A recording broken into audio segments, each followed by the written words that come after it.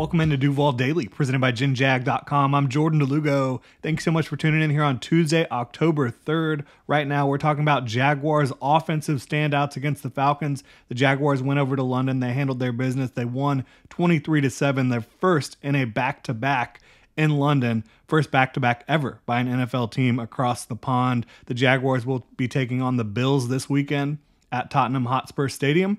Going to be a big matchup. We will get into that one throughout the rest of the week. But for now, again, we want to look back at the Jaguars' offensive standouts against the Falcons in a convincing win. We'll get into it right now. If you enjoy the content, please like, subscribe, hit that notification bell. You can also check out genjag.com/shop and pick up some new Duval gear. Really appreciate your support. Appreciate you being here. And if you like the hat I'm wearing right now, it is now available on genjag.com/shop. Limited inventory up there. Go check it out. Again, really appreciate y'all. So, offensive standouts. Got to start with the quarterback position, right? Trevor Lawrence. I think he had a very good day overall within the context of what the Jaguars were asking him to do.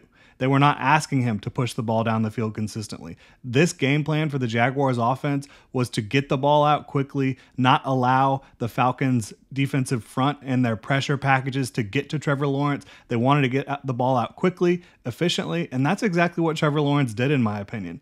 Did he perhaps miss Christian Kirk down the field for a big play? Yes. Was there pressure that perhaps mitigated that? Yes. Was he very good in this game? Absolutely.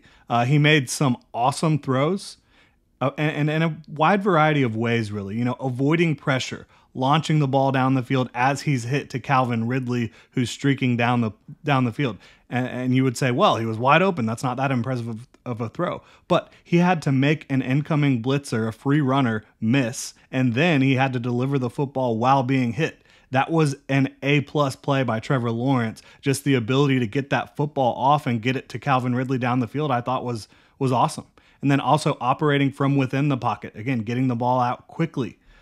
He was able to get the ball outside the pocket as well. And then on the run with his legs, he was doing a lot for the Jaguars, just being able to pick up little chunks of yardage with his legs. Did have the long run early in the game, 22 yards, I believe. But 3 rushing first downs for Trevor Lawrence. He was highly efficient through the air. And again, that was by design. They just wanted to be a quick strike offense out there against the Falcons and hold on to the football, take time off the clock, and milk the game away. And that's exactly what they did.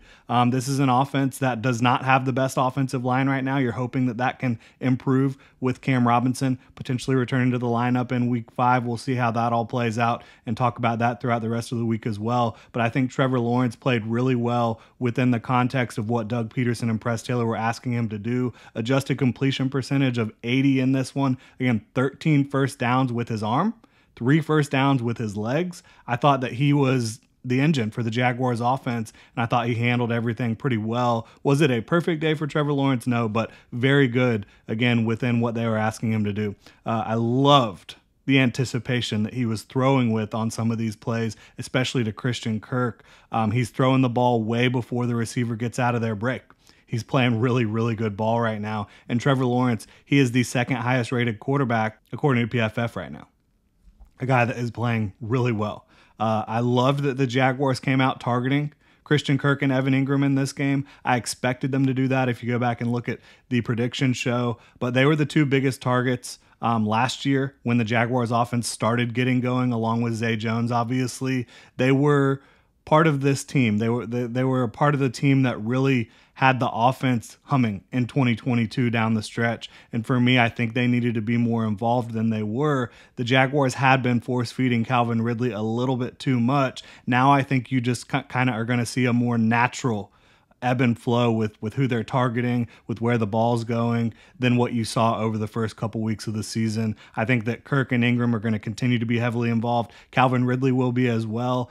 Zay Jones, when he gets back, obviously I think that there's plenty of weapons, plenty of mouths to feed, and as long as these guys are unselfish and just happy to see points get put up on the board, happy to see the ball moving, this type of offense can really work at an extremely high level, and I think they do have the pieces in place to to support that type of offense. Evan Ingram, 7 catches on 8 targets for 59 yards. He wasn't stretching the ball, down the seam or anything like that, stretching the defense out. But they had a tough time covering him underneath. The Jaguars are using him on a lot of shallow routes right now, crossers, outs, ends, all that stuff. And he's really effective in that role. He's just so fast, such a good route runner for a tight end. He's a mismatch against pretty much anybody you're going to put on him. And again, the speed is just really difficult to deal with, and he's become a true professional in Jacksonville at the tight end position. The fumble he did have, obviously, that's something you do not want. You got to be able to hold on to the football. He was able to get it back, fortunately, but you got to hold on to that football. Good play by Jesse Bates, who's one of the best safeties in the league, right? But Evan Ingram need to hold on to the football. Really impressive to get it back, like high effort play to go get the football back. But you want to avoid that situation in the first place, because that's the type of play that if the ball doesn't bounce your way could really flip the momentum and change the course of a game. No doubt about it in my mind. Christian Kirk, he had 8 catches on 12 targets for 84 yards, perhaps none bigger than that 4th down grab on the second drive that ended up leading to a Jaguars score. That was timing, precision, chemistry, all that stuff between Trevor Lawrence and Christian Kirk. I think you're really starting to see that connection light up again here in 2023, and I think that's good for the Jaguars offense, because he's probably their most efficient receiver when things are humming, when the connection is tight between Trevor and Christian Kirk. He's, again, I think their most efficient receiver, because he can win down the field, he can win intermediate, he can win shallow, and that can really help out your offense when the defense doesn't know exactly what Christian Kirk is trying to do. I think you saw that in a pretty big way against the Falcons. Calvin Ridley, he did not have a huge day, but he did make 2 of the biggest plays of the game for the Jaguars offense. Busted coverage by the Falcons on the Calvin Ridley touchdown, but he wasn't even supposed to be streaking down the field. He just kind of saw an opportunity, saw that the coverage was not where it was supposed to be, and him and Trevor were able to hook up for that touchdown, the Jaguars' only touchdown on offense of the day.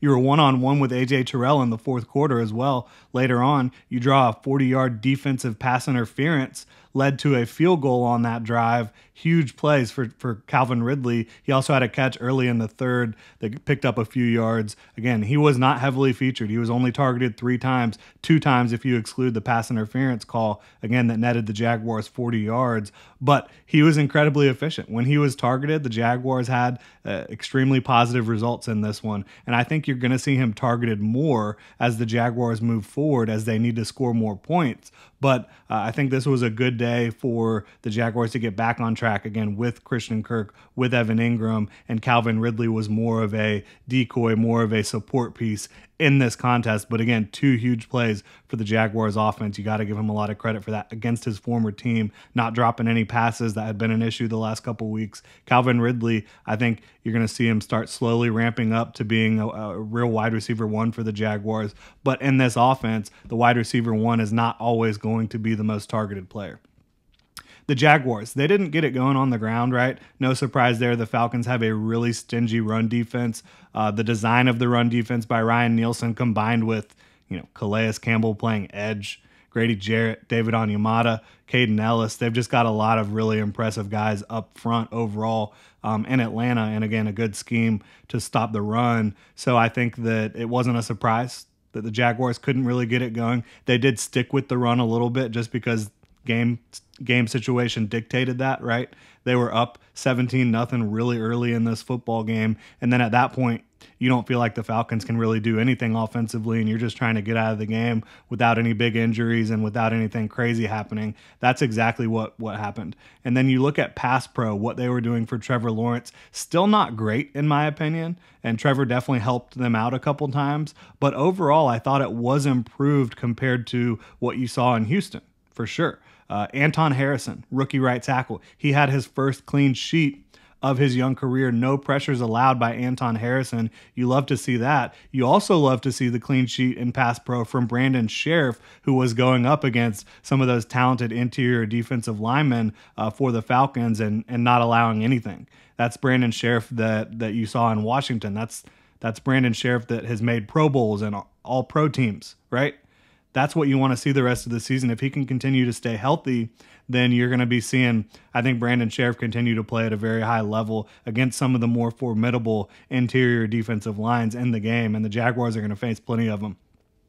Thought overall the offensive line did enough in pass protection, kind of like the week before. Again, not great, but not terrible at the same time either. And I thought that Trevor, he was able to get the ball out quickly. And again, that was by design in this offense. They were trying to get the ball out quickly to avoid any potential leaks on the offensive line. We'll put it that way. I think Luke Fortner was probably the worst offensive lineman in pass pro. He gave up a sack and had a holding call later in the game. But on the sack, I think you look at it, and Trevor Lawrence, he was trying to find a shot down the field on that play. So I don't give Luke Fortner too much blame in this game, but I still think when you look at where the offensive line is at as a whole, Luke Fortner is probably the weakest link. When you talk about Tyler Shatley getting in there at left guard, was Shatley perfect? No, but I thought he was pretty good for the Jaguars, better than Ben Barch had been. Walker Little is playing good football. He did get beat once around the edge as well by Bud Dupree, but again, I think that was the same exact play where Trevor was just holding onto the ball, trying to take a shot down the field. So not a big deal overall. On the 4th and 1 where Lawrence got sacked in the red zone, he had time to throw, just nowhere to go with it. So you're probably looking at not a great play design. I think you had Evan Ingram and Christian Kirk pretty close in proximity in a tight window part of the field. I just don't think that one really worked out for them. But that sack was not on the offensive line, in my opinion. That was on the play design overall and Trevor not being able to get rid of the football. On the sack at the end of the first half, that's the one I was just talking about with Fortner and Walker Little.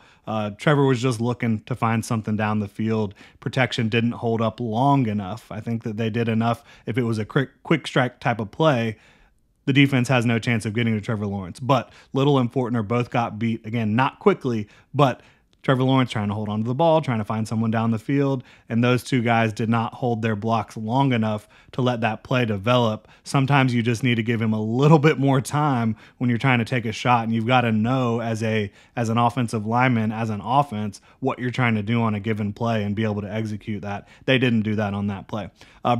Brenton Strange, just talking about the rookie a little bit, he was playing with some violence out there as a blocker. I thought you saw that in a big way. Obviously, he had the double penalty play, which you never want to see.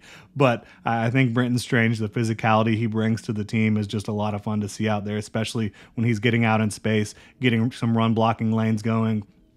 You love to see it. I thought Tank Bigsby had a couple nice runs early. One was negated by a penalty, but he's looking like he's a player that's going to end up, as the season rolls on, being more and more of a factor as the Jaguars continue to grow trust in him. But Travis Etienne, they're using him as a workhorse right now, and they should, because he's one of the best running backs in the game right now, especially with his explosiveness, his ability to contribute as a pass catcher as well. I think Travis Etienne's been awesome. Wasn't able to get going in this game because the Falcons kind of sell out to stop the run, and they have a really good run defense. So no big deal. I think Travis Etienne will have no problem getting back on track. And now look, I know folks talking about the offense as a whole, you want to see the offense score more than 16 points, right? But for me, 4 scoring drives, you will take that. They scored a touchdown early in the first quarter. They moved the ball well. Yes, there were some miscues here and there. There were some plays on 3rd and 4th down that didn't quite get the job done. But again, moving the ball, they always felt like they were in control. They put up 10 points early. Then the defense scored 7 with Darius Williams. And at that point, it just felt like the game was a little bit out of reach for the Falcons with Desmond Ridder at quarterback. Again, far from perfect. There were some moments that play calling needed to come up bigger. There were some moments that execution needed to come up bigger. There's still obviously a little bit of an offensive line deficiency. But overall, I think this game was a step in the right direction for the Jaguars offense that had a really tough time the previous 2 weeks. I liked what I saw in the second half. Their drives all took time off the clock. Again, this is situational football. You're up big. What you want to do is salt this game away. 7-play drive, 10-play drive, 13-play drive. I liked what I saw overall. Yes, you want to finish, but not every game calls for 30-plus points on the scoreboard. They were in control, in my opinion, and they got the job done. They were giving the defense the rest, the Jaguars defense, the rest that they needed to play well down the stretch. Again, keeping the Jags defense off the field a little bit. was able to give them, in my opinion, the energy and the rest that they needed to keep playing at a high level throughout the remainder of that game. And again, the Jaguars defense only gave up one scoring drive at one touchdown to the Falcons. I think you have the potential to keep growing with the group you have on offense. Zay Jones, right? He should be coming back soon. Jamal Agnew should be coming back soon. Cam Robinson is set to return. Depending on how they deploy all these offensive linemen, I think you could see a better unit overall than what you have seen so far through the first 4 games. Like if Cam Robinson's at left tackle, Walker Little at left guard, you've got Brandon Sheriff at right guard, Anton Harrison, who's coming off a good game, at right tackle, and then Luke Fortner at center, which I wouldn't blame them if they want to end up looking at Tyler Shatley. I don't think they will, because I think they really do like Luke Fortner and what he brings to the field from a communication standpoint, from a relationship standpoint with Trevor, and they think he's growing in that center role. But if he doesn't continue to improve, I could definitely see, Tyler Shatley potentially getting in there at center. But I think you have the opportunity now with Cam Robinson returning to have upgrades at multiple spots along the offensive line, and that could be really good for the Jaguars. And Anton Harrison continuing to grow at right tackle, Brandon Sheriff, if he's able to continue playing the way he did on Sunday, I think you could see an uptick in offensive line play. And if you do see that, then you could see an offense that can push the ball down the field a little bit more with more confidence and not be so worried that Trevor Lawrence is going to get killed back there if you're trying to take shots. So we'll see how it plays out.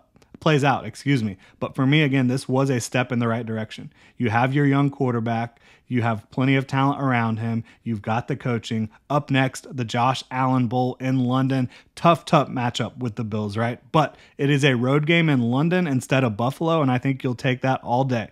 And yes, you'll probably need to score more than 16 offensive points to win that game, but we will get into it later in the week. Really appreciate y'all tuning in. If you enjoy the content, please like, subscribe, hit that notification bell. You can also check out genjag.com/shop, pick up some new Duval gear like the hat I'm wearing right now. Again, really appreciate y'all. Have a good one.